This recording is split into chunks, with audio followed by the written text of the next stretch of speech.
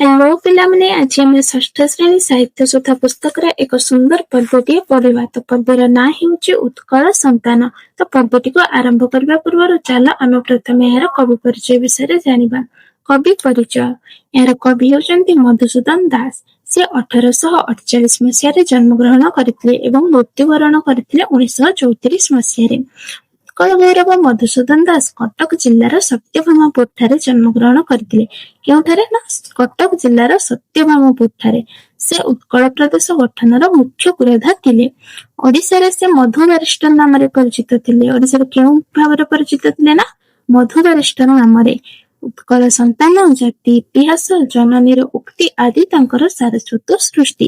ତ ଚାଲ ପିଲାମାନେ ଏବେ ଆମେ କବିତାଟିକୁ ଖୁବ ସୁନ୍ଦର ଓ ସହଜ ଭାବରେ ବୁଝିବା। ଉତ୍କଳ ସନ୍ତାନ। ତୁ ପରା ବୋଲାଉ ଉତ୍କଳ ସନ୍ତାନ, ତେବେ କିମ୍ପା ଏତେ ଭୀରୁ, ତୋହର ଜନନୀ ରଦନ କରିଲେ କହିବାକୁ କିମ୍ପା ଡରୁ। ପରା ବୋଲାଉ ଉତ୍କଳ ସନ୍ତାନ, ଉତ୍କଳ ଓଡ଼ିଶା, ସନ୍ତାନ କହିଲେ ପୁଅ ବା ଝିଅ। ତେବେ କିମ୍ପା ଏତେ ଭୀରୁ, ଭୀରୁ ଅର୍ଥାତ୍ ଭୟଭୀତ ବା ସାହସୀ ନୁହଁ। ତ ଏଠାରେ କୁହାଯାଇଛି ତୁମେ ନିଜକୁ ଗର୍ବର ସହିତ ଉତ୍କଳ ବା ଓଡ଼ିଶାର ସନ୍ତାନ ବୋଲି କହୁଛ, ତାହେଲେ ତୁମେ ଏତେ ଭୟଭୀତ କାହିଁକି? ତ ଏଠାରେ କବି କହିବାକୁ ଚାହୁଁଛନ୍ତି ଯେ ଯିଏ ଉତ୍କଳର ସନ୍ତାନ ବୋଲି ପରିଚୟ ଦିଏ ସେ ନିଜ ମାଟିର ଗୌରବ ଓ ସମ୍ମାନକୁ ରକ୍ଷା କରିବା ଉଚିତ। ତୋହର ଜନନୀ ରଦନ କରିବେ କହିବାକୁ କିମ୍ପା ଡରୁ। ମୋ ନାନୀ ଜନନୀ ଅର୍ଥାତ୍ ମା, ରଦନ କରିଲେ ରଦନ ଅର୍ଥାତ୍ କାନ୍ଦିଲେ, କହିବାକୁ କିମ୍ପା ଡରୁ। ତ ଏଠାରେ ତୁମ ମା କାନ୍ଦୁଛି ବୋଲି କୁହାଯାଇଛି। ମା କିଏ ଏଠାରେ ନା ନିଜ ଜନ୍ମଭୂମି, ନିଜ ମାତୃଭୂମି।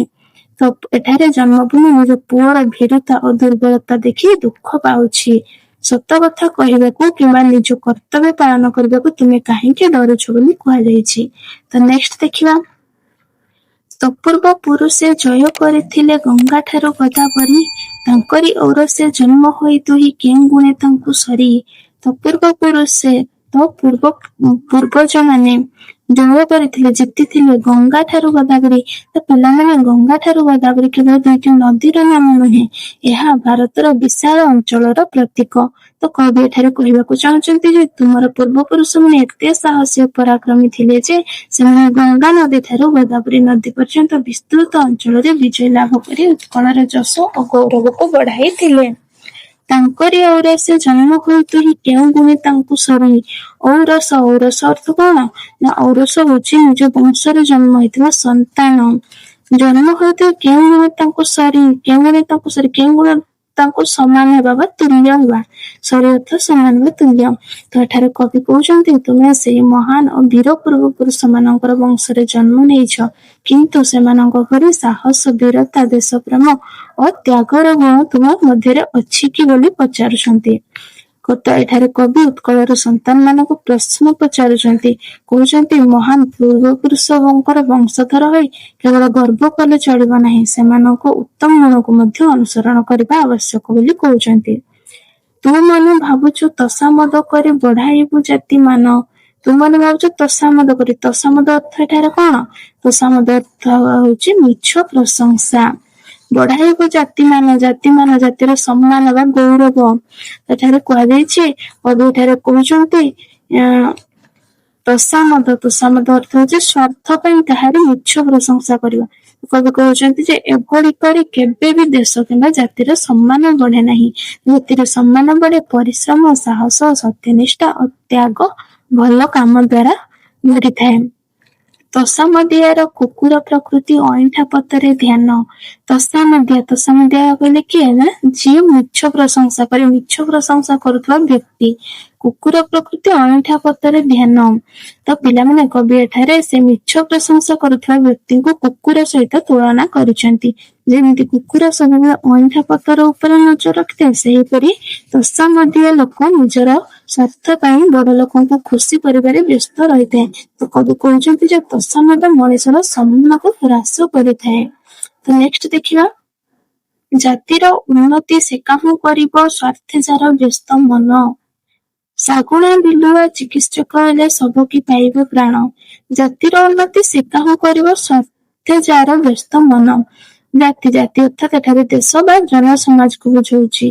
ଉନ୍ନତି ଉନ୍ନତି ଅର୍ଥାତ୍ ବିକାଶ ବା ପ୍ରଗତି। ତ ଯେଉଁ ବ୍ୟକ୍ତି ସବୁବେଳେ ନିଜ ସ୍ୱାର୍ଥ ଚିନ୍ତାରେ ବ୍ୟସ୍ତ ରହେ ସେ କେବେ ବି ଜାତି କିମ୍ବା ଦେଶର ଉନ୍ନତି କରିପାରିବ ନାହିଁ। ଶାଗୁଣା ବିଲୁଆ ଚିକିତ୍ସକ ହେଲେ ସବୁ କି ପାଇବ ପ୍ରାଣ। ଚିକିତ୍ସକ ଅର୍ଥାତ୍ କଣ? ଡାକ୍ତର ବା ବୈଦ୍ୟ ହେଲେ। ତ ପିଲାମାନେ ତମେ ଜାଣିଛ ଶାଗୁଣା ଓ ବିଲୁଆ ମୃତଦେହ ଖାଇଥାନ୍ତି।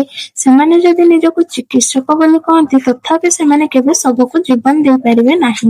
ସେହିପରି ଯେଉଁମାନେ ସ୍ୱାର୍ଥପର କିମ୍ବା ଅଯୋଗ୍ୟ ସେମାନଙ୍କ ହାତରେ ଦେଶ କିମ୍ବା ସମାଜର ଉନ୍ନତି କେବେ ସମ୍ଭବ ହୋଇପାରିବ ନାହିଁ। ତ ଚାଲ ନେକ୍ସଟ ଦେଖିବା। ଜାତି ନନ୍ଦିଘୋଷ ଚଳିବ କି ଭାଇ ସ୍ୱାର୍ଥକୁ ସାରଥି କଲେ, ଟାଣିକିରି ଗାଡ଼ି ଦାନାର ତବଡ଼ା ଘଡ଼ ମୁହେଁ ବନ୍ଧା ଥିଲେ। ଜାତି ନନ୍ଦିଘୋଷ ଚଳିବ କି ଭାଇ?